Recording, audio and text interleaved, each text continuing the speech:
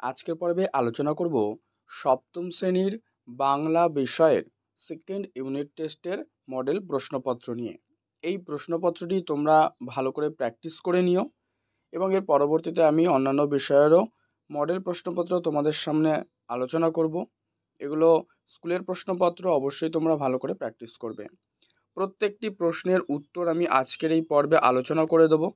তোমরা দেখো, এখানে কিন্তু তোমাদের 50 নম্বরের একটি প্রশ্নপত্র দেওয়া রয়েছে। প্রথম এক দাগে নির্দেশ দেওয়া রয়েছে, দেখো যে ঠিক উত্তরটি বেছে নিয়ে লেখো। এখানে মোট 12টা প্রশ্ন রয়েছে। এই 12টা প্রশ্নে আবার 4টে করে কিন্তু অপশন রয়েছে। প্রশ্ন 1 নম্বর প্রশ্ন, মেঘচোর গল্পে অসীমার বয়স কত?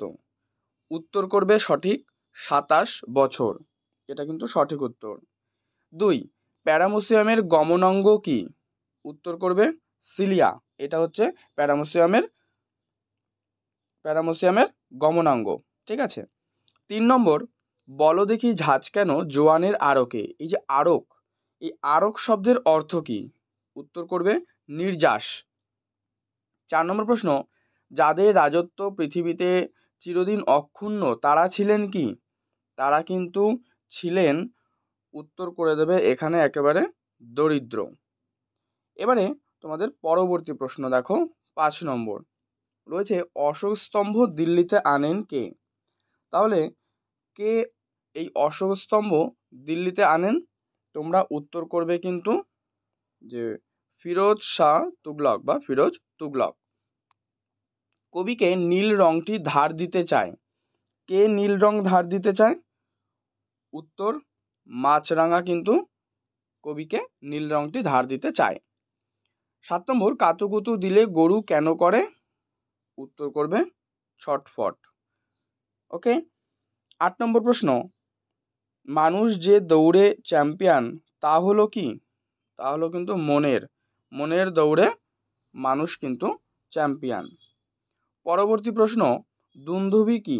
দেখো, দুন্দুভি হলো এক ধরনের বাদ্যযন্ত্র, অর্থাৎ গ সঠিক উত্তর। 10 প্রদত্ত কোন শব্দটি যোগরূঢ় শব্দের উদাহরণ? যোগরূঢ় শব্দের উদাহরণ কিন্তু হয়ে যাবে এখানে পঙ্কজ। পরবর্তী পৃষ্ঠায় যে প্রশ্ন রয়েছে দেখো, 11 নম্বর, যে ধনাত্মক শব্দের উদাহরণ দাও। তাহলে ধনাত্মক শব্দ এখানে কোনটা? তোমরা অ্যান্সার করবে কেঁদে কেঁদে। একই শব্দ দেখবে পাশাপাশি দুবার বসে আছে, কেঁদে কেঁদে। ঠিক আছে। এরপরে ভারতের সিগান দীপঙ্কর গেছেন কোথায়? উত্তর তিব্বতে। এগুলো কমপ্লিট। এবারে তোমাদের পরবর্তী 2 দাগে রয়েছে অতি সংক্ষিপ্ত প্রশ্নের উত্তর দাও। এই যে এখানে 10টা প্রশ্ন কিন্তু তোমাদের দেওয়া রয়েছে। তো প্রশ্নগুলোর উত্তর আমি বলে দিচ্ছি, তোমরা একবার খাতাতে লিখে নাও, অথবা তোমরা আগে ভিডিওটা পজ করে কিন্তু এই প্রশ্নের উত্তরগুলো তোমরা নিজেরা যাচাই করে নিতে পারো। তো প্রথম প্রশ্ন রয়েছে, দিগ্বিজয় কে ছিলেন? প্রথম প্রশ্ন, উত্তর লিখবে পুরন্দর চৌধুরীর ছোট ভাই। 2 জবাবটা জেনে নেব মেজদাকে খুঁচিয়ে। কোন জবাবটা জেনে নেওয়ার কথা বলা হয়েছে? যে ঝোলাগুড় কিসে দেয়, সাবান নাকি পটকায়? এই জবাবটাই জেনে নেওয়ার কথা কিন্তু মেজদাকে খুঁচিয়ে বলা হয়েছে। 3 রাজা আহমেদের বেগমের নাম। প্রিয় বন্ধুরা, এই যে 3 দাগের যে প্রশ্ন, এই প্রশ্নটি তোমরা কিন্তু আমাকে অবশ্যই কমেন্ট বক্সে কমেন্ট করে জানাবে। যদি প্রশ্নের উত্তর জানা না থাকে, প্রশ্নটা কমেন্টে লিখবে, তোমাদের কমেন্টেই আমি উত্তরটি দিয়ে দেব। আর প্রিয় বন্ধুরা, পর্ব ভালো লাগলে অবশ্যই একটি লাইক করে দিও, শেয়ার করে দিও বন্ধুদের মধ্যে। আর চ্যানেলে নতুন হলে অবশ্যই কিন্তু চ্যানেলটি সাবস্ক্রাইব করে পাশের বেল বাটনটি অল করে রেখো। দেখো, তোমাদের এর পরবর্তী যে প্রশ্নটি রয়েছে, পরবর্তী প্রশ্ন রয়েছে যে কোন পাখি ওড়া ছেড়ে হাঁটায় পারদর্শী হয়ে উঠেছে? ঠিক আছে, কোন পাখি? উত্তর লিখবে আফ্রিকার উট পাখি। প্যারামোসিয়ামে কিভাবে চলাফেরা করে? এই প্রশ্নটা একটু ভালো করে শুনে নাও মন দিয়ে। যে প্যারামোসিয়াম নামক এককোষী প্রাণীর দেহে অসংখ্য চুলের মতো সরু সরু সিলিয়া আছে।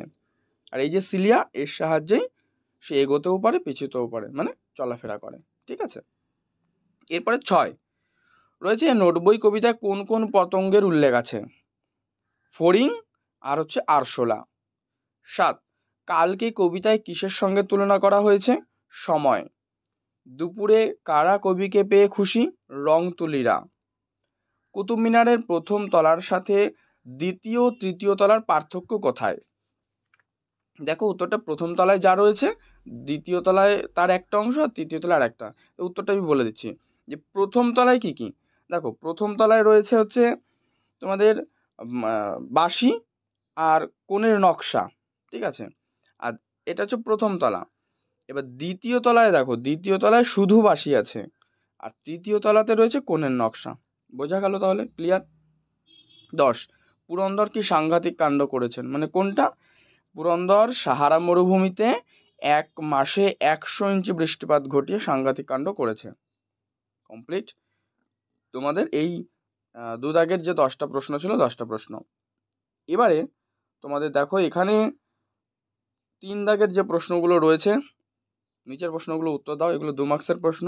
প্রিয় বন্ধুরা, এখানে 5টা প্রশ্ন দেওয়া রয়েছে। এই 5টা প্রশ্ন এখানে আমি আর আলোচনা করছি না, তোমাদের প্রয়োজন হলে তোমরা জানাবে, আমি উত্তরগুলো তোমাদেরকে লিখে দেবো, ঠিক আছে? এরপরে তোমরা চলে যাও তোমাদের পরবর্তী প্রশ্ন 4 দাগ, প্রকৃতি ও প্রত্যয় নির্ণয় করতে বলেছে 5টা। আমি উত্তরগুলো বলে দিচ্ছি। যেমন প্রথম রয়েছে দেখো বর্তমান, ঠিক আছে, এটা করবে বৃদ্ধ যোগ সানচ মানে কৃত প্রত্যয়, এটা বর্তমান। গায়ক করবে গৈজক নক গায়ক। সাহিত্যিক সাহিত্য যোগ স্নিক সাহিত্যিক। তারপর হচ্ছে মানবীয় বেনারসি আর হচ্ছে চলন্ত, চল জগন্ত চলন্ত।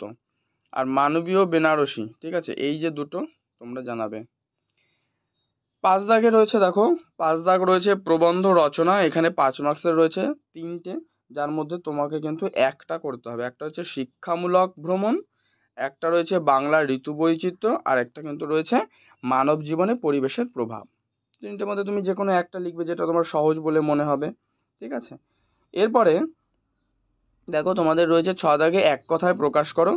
এই প্রশ্নের উত্তরগুলো আমি তোমাদেরকে বলে দিচ্ছি, এগুলো খুবই সহজ কিন্তু এই এক কথায় প্রকাশ।